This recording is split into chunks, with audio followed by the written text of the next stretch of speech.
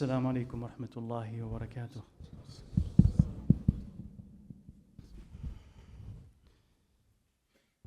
الله أكبر الله أكبر الله أكبر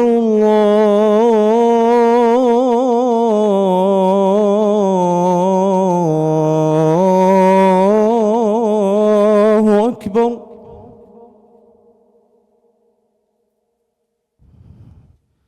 أشهد أن لا إله إلا الله.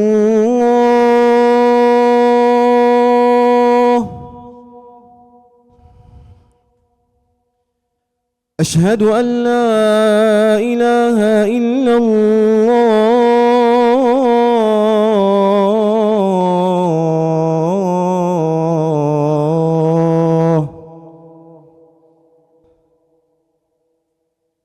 أشهد أن محمدًا رسول الله.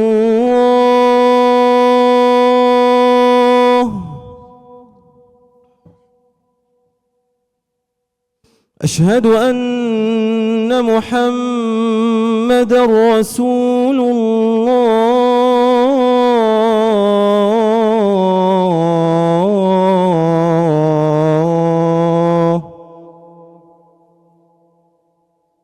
حي على الصلاة.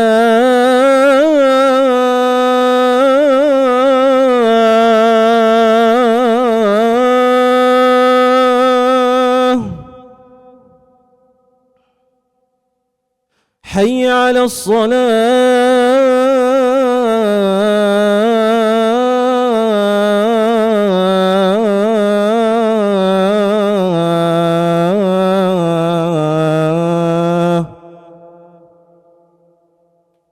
حي على الفلاح.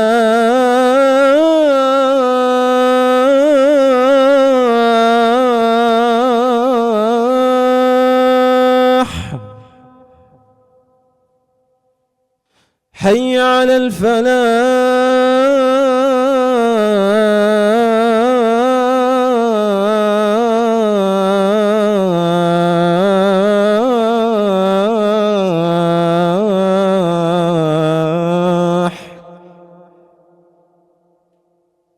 الله أكبر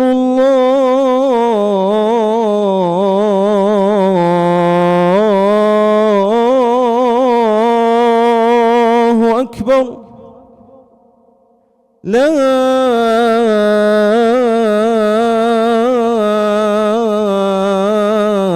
إله إلا الله.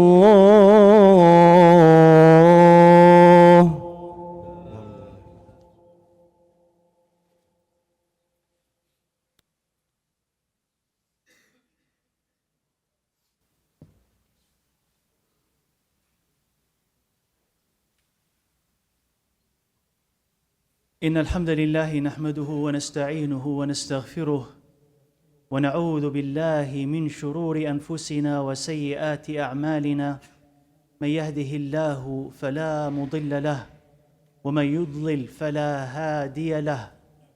وأشهد أن لا إله إلا الله وحده لا شريك له وأن محمدًا عبده ورسوله صلى الله عليه وعلى آله وصحبه وسلم. أما بعد، فإن خير الحديث كتاب الله تعالى وخير الهدي هدي محمد صلى الله عليه وسلم وشر الأمور محدثاتها وكل محدثة بدعة وكل بدعة ضلالة وكل ضلالة في النار. أما بعد, the aftermath of Ramadan is a challenging time. It's a testing ground where those who are firm will continue to be firm in their certainty and in their practice, and those who waver will waver.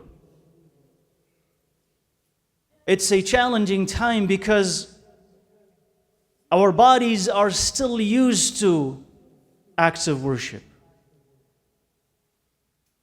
We're still used to fasting. And we are still used to standing in qiyam. And our hands have not forgotten that they were raised in dua. So the body still has that memory and is still fit to continue it. But these acts, of course, are not intended solely for themselves. They are intended to foster in all of us a certainty and iman that is a connection to Allah subhanahu wa ta'ala so profound and so close that it overtakes everything else. And our actions are like a vessel, and iman is like the water that is in them. As long as the vessel is intact, the water stays in the vessel. But when you compromise the vessel and it breaks and it starts leaking, the iman itself starts to leak until it leaves entirely. So as long as we continue with our fasting, with our night prayer, with the Quran, with dua, with staying away from the haram, the iman will continue. And if we let go of those things, and if we start to unwind what we have acquired, then we will lose what we have gained. And I want to stress not simply the acts, but the feeling. When Ibrahim alayhi salam was speaking to his father and people, what is it that you are worshipping? And they replied, we are worshipping idols, devoutly worshipping them.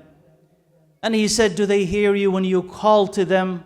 Do they help you? Do they benefit you? Do they harm you? They say, no, but we just found our parents doing this, so we continue to do it.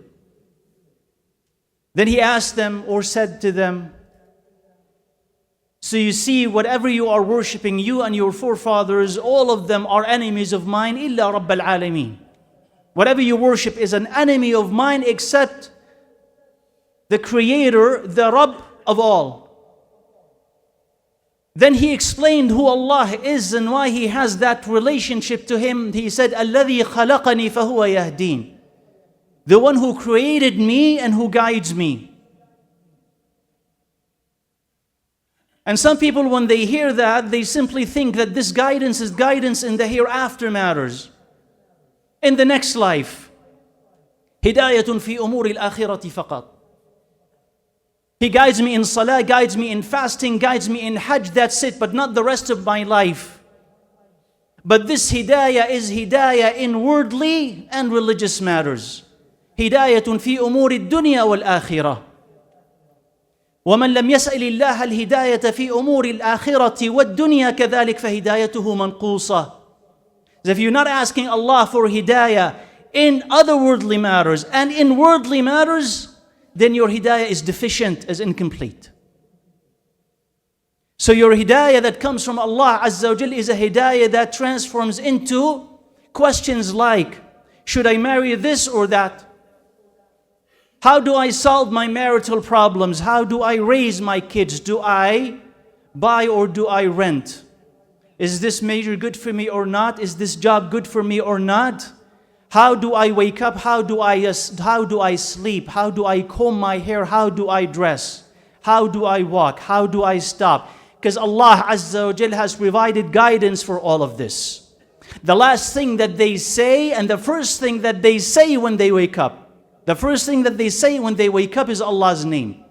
And the last thing that they say when they want to go to bed is Allah's name. And in between they are sleeping for the sake of Allah Azza wa Jal. That's guidance. That's hidayah. We don't have a portion in our life simply for Allah and then the rest is for the dunya. All of it is for Allah Azza wa Jal. قُلْ إِنَّ صَلَاتِي وَنُسُكِي وَمَحْيَايَ وَمَمَاتِي لِلَّهِ رَبِّ الْعَالَمِينَ. Say that my salah and my slaughter or my rituals and then my life and my death all belong to Allah. So if Allah created you, He guides you, and that means that Allah's guidance is supreme to any other guidance. No human being can give you what Allah gives you. And no human being wants the best for you as much as Allah, including yourself. And no one can direct you to what benefits you as much as Allah Azza wa Jal. So the one who should guide you is the one who created you.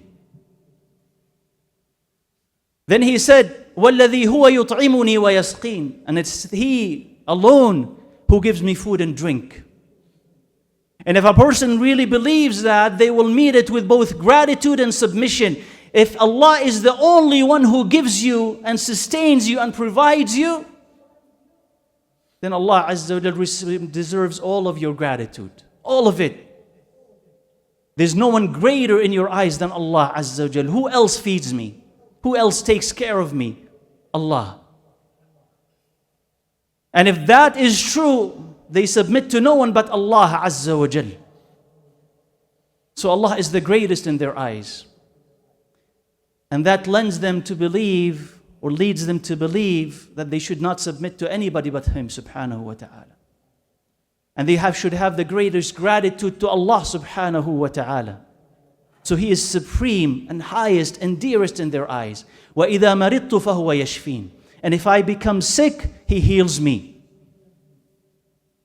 That is, when I am afflicted, no one can save me but Him. When that settles in a believer's heart, then you will not turn except to Allah Azza wa Jal. You will have patience and you will have content and even gratitude despite all the afflictions. But if you don't believe it, you'll panic and you'll despair and you'll be helpless and you'll run towards people and people will run away from you until you realize that you can only run to Allah Azza wa Jal if you need help. So Ibrahim alayhi salam said, no one can cure me and heal me except Allah Azza wa Jal. So I'm a servant of His, not anybody else. وَالَّذِي يُمِيتُنِي ثُمَّ يُحْيِينَ. And the one who takes my soul and then brings it back. So anyone, everyone must realize that we're going to die. And that's the end of our life on this earth.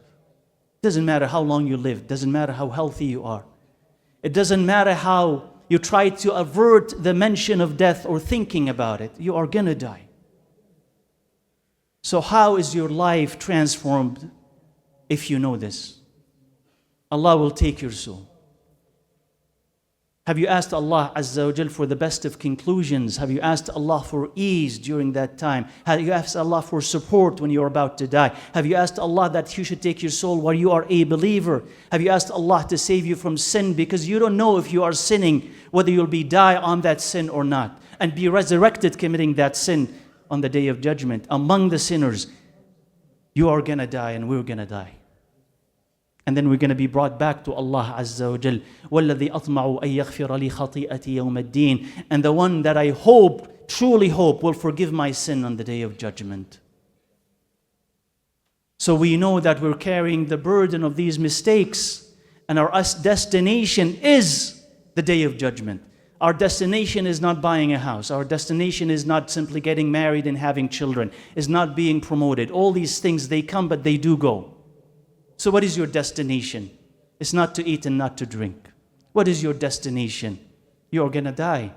You're going to come back to Allah Azza wa Jal. Then what? My destination is to escape hellfire. So what do you do to escape hellfire? My destination is to be forgiven. Because I'm carrying this burden of sin. How will you be forgiven if you don't ask Allah for it? If you don't act in ways that will forgive you? How will you be forgiven if you're not close to Allah Azza wa Jal internally? You don't feel that He is the one who can forgive you, and then you ask Him for forgiveness. If we are not transformed, how we will escape our sin? So that's our destination and that is our end. So the month of Ramadan allows us to gain that external worship in order to gain that internal worship of Allah Azza wa Jal. So if we stop the external, the internal will be damaged. If we stray away from Allah Azza wa Jal after Ramadan, we will lose the proximity and the nearness and the intimacy of being close to Him subhanahu wa ta'ala and receiving His support when we need it the most, and we will need it the most, because no one can live free of affliction, free of tests. So we ask Allah Rabbal Alameen, Arhamar Rahimeen, to make us of those who are forgiven and accepted, and to make us of those who will continue the good that they've acquired after Ramadan, and not to make us of those who will stray and lose the nearness of Allah subhanahu wa ta'ala. أقول قولي هذا وأستغفر الله لي ولكم فاستغفروه.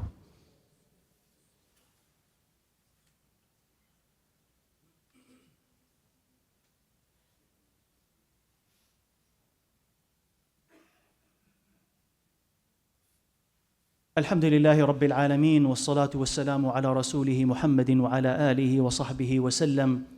رسول الله صلى الله عليه وآله وسلم قال: من صام رمضان ثم أتبعه ستا من شوال كان كصيام الدهر. The one who fasts Ramadan, then he follows that with 6 days of Shawwal, it will be as if they fasted the entire year. And here you understand from the Prophet ﷺ that he wants an extension. He was recommending an extension of what is happening in Ramadan. Sama Ramadan, you fasted Ramadan, but then you have an opportunity. ثُمَّ أَتْبَعَهُ, then you follow it with something. And when you follow it with that thing, that means that the blessings of Ramadan did not live and die in Ramadan, but they were extended to what came after Ramadan. So if you fast 6 days from Shawwal, Allah Azza wa Jal will write that for you as if you have fasted the entire year for just 6 additional days. And you can fast those days together or separate, as long as they are in Shawwal. You can try to make up the missed days of Ramadan first and then fast those days, or if you're unable to, fast the 6 days of Shawwal and then make up the fasts of Ramadan later. But here is that opportunity. 6 days. Can I do those 6 days? And if you understand the motive behind this, you'll understand that the Quran also should not live and die in Ramadan. How could the book of Allah Azza wa Jal collect dust after Ramadan? How could our ears that have gotten so used to the Quran be deprived of that? How could the heart that has started to heal because the words of Allah Azza wa Jal return to the diseases and the trickery of the dunya? The shaitan now is ready, so you have to be ready. So you assign to yourself with firmness, with resolve, a portion of the Quran that you will finish every day. And you will say, with Allah's help, by such and such a day, I'll finish the Quran.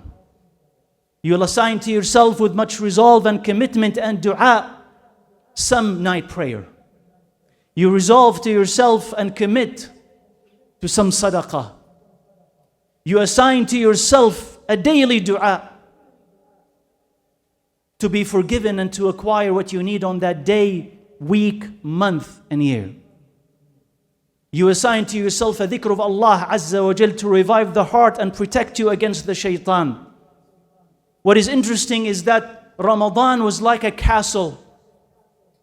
And Allah provided us protection in that castle from the shaitan. Now the shaitan has regained his full power. Where is your protection now from him? And there's a hadith from the Prophet ﷺ on the tongue of Yahya ibn Zakaria alayhi. He said, وَأُوصِيكُمْ بِذِكْرِ اللَّهِ. And he said, I would urge you and recommend that you remember Allah, meaning keep remembering Allah Azza wa Jal. Because the example of that is the example of a person who was chased by enemies of his. They're fast after him, and then he finds a castle, فَوَجَدَ حِسْنًا. Then he seeks refuge in that castle and he protects himself from his enemy. وَكَذَلِكَ الشَّيْطَانِ. And so is the shaitan. وَإِنَّهُ لَا يَحْمِي مِنَ الشَّيْطَانِ إِلَّا ذِكْرُ اللَّهِ عَزَّ وَجَلَّ أو كما قال. And the only thing that protects from the shaitan is the remembrance of Allah. So now you are running away from the shaitan and you need that protection, and your protection is nothing else except remembering Allah Azza wa Jalla. With Subhanallah walhamdulillah wa la ilaha illallah wallahu akbar wa la hawla wa la quwwata illa billah, with astaghfirullah, with Allahumma salli wa sallim ala Muhammad, with all of these things and more. And if a person continues to obey Allah Azza wa Jalla, he will become among the pious, al-muttaqoon, people of taqwa, al-muhsinun, the people of ihsan. the people who are close to Allah Azza wa Jal, the people who, when they see by Allah's power and might and permission and guidance, and when they speak as such, and when they do, they do, and Allah aids them in their deeds, and when they walk, Allah aids them in their footsteps, and when they want to seek Allah's protection, Allah protects them, and if they want to ask Allah for something, Allah gives it to them. They are close to Him, and He is close to them, and because they are close to Him, Allah is close to them. So that is the option that every person has. And we ask Allah Azza wa Jal Rabb al-Alameen to make us among the select and the few and the protected and the blessed who will stay true to Allah Azza wa Jal after Ramadan. We ask Him, Rabb al-Alameen, Arham al-Rahimin, accept Ya Rabb al-Alameen our fasting and our qiyam and our dua in the month of Ramadan. And do not make us of those who will spoil the benefits of Ramadan after the month of Ramadan. We ask Ya Rabb al-Alameen to preserve our iman and preserve our taqwa after the month of Ramadan. Make us of those who fear You in private and in public, Ya Rabb al-Alameen. Make us of those who stay away from major and minor sins, Ya Arham al-Rahimin. And make us of those who seek Your forgiveness continuously on a daily basis, Ya Rabb al-Alameen. Ya Allah, we ask You that You soften our hearts with iman and fill them with taqwa. We ask You that You would soften our hearts with iman and fill them with Your love and love of Your Prophet alayhi salatu wassalam. We ask You to make us of those who have taqwa and ihsan. We ask You of those who rush towards You, Ya Rabb al-Alameen, are not tricked by the dunya, Ya Arham al-Rahimin. Allahumma atina fi dunya hasana wa fil akhirati hasana wa qina adhab an-nar. اللهم يا مقلب القلوب ثبت قلوبنا على دينك. اللهم يا مصرف القلوب صرف قلوبنا على طاعتك. اللهم أعنا على ذكرك وشكرك وحسن عبادتك. اللهم تقبل منا الصالحات في رمضان. اللهم تقبل منا الصالحات في رمضان. اللهم تقبل منا الصالحات في رمضان. اللهم احفظنا بعد رمضان. اللهم احفظنا بعد رمضان. اللهم احفظنا بعد رمضان. اللهم جنبنا فيه حبائل الشيطان وخطوات الشيطان. اللهم ردنا إليك ردا جميلا ولا تجعلنا من الغافلين. اللهم لا تجعلنا من الغافلين. اللهم لا تجعلنا من الغافلين. اللهم علمنا ولا تجعلنا من الجاهلين. اللهم علمنا ولا تجعلنا من الجاهلين. اللهم علمنا ولا تجعلنا من الجاهلين. اللهم أخلص لنا نياتنا وأصلح لنا أعمالنا. اللهم أخلص لنا نياتنا وأصلح لنا أعمالنا. اللهم أخلص لنا نياتنا وأصلح لنا أعمالنا رب العالمين. اللهم فرج عن المسلمين المستضعفين في كل مكان رب العالمين. اللهم فرج عن المسلمين في فلسطين يا أرحم الراحمين. اللهم رد كيد الكائدين. اللهم رد كيد الكائدين. اللهم رد كيد الكائدين. اللهم إنا نجعلك في نحورهم ونعوذ بك من شرورهم. اللهم اكفناهم بما شئت فإنهم لا يعجزونك. اللهم اكفناهم بما شئت فإنهم لا يعجزونك. اللهم اكفناهم بما شئت فإنهم لا يعجزونك. اللهم وفرج عن سائر المسلمين في سائر بلاد المسلمين يا أرحم الراحمين. اللهم أعنا وأعنهم على ذكرك وشكرك وحسن عبادتك. وأعنا وأعنهم على ما تحب وترضى رب العالمين. وأقم الصلاة.